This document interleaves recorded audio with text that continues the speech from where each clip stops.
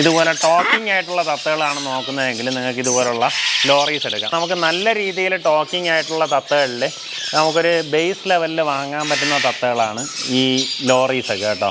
ഇത് വന്നിട്ട് സ്വൈൻസൺ ലോറിക്കീറ്റ് എന്ന് പറഞ്ഞിട്ടുള്ള ഒരു ലോറിക്കീറ്റാണ്. ഇതിപ്പോൾ ഫുൾ ഫെദറായി സെൽഫ് ഈറ്റിംഗ് സ്റ്റാർട്ടായ ബേഡാണ്. ഇതിനിപ്പോൾ നമ്മൾ ഫീഡ് ചെയ്യേണ്ട കാര്യമില്ല.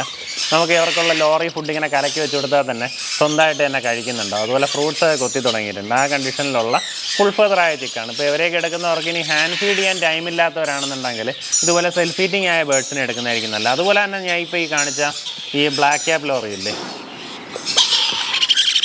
ഇതും വന്നിട്ട് ശരിക്കും സെൽഫ് ഈറ്റിംഗ് സ്റ്റാർട്ടായ ബേഡാണ് കേട്ടോ.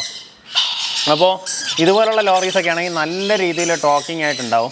ഈ സ്വൈൻസൺ ലോറിയെ കമ്പയർ ചെയ്യുമ്പോൾ ഈ ബ്ലാക്ക് ക്യാപ്പ് ലോറി എന്ന് പറഞ്ഞു കഴിഞ്ഞാൽ കുറേ കൂടെ നല്ല ടോക്കിംഗ് ആണ് കേട്ടോ.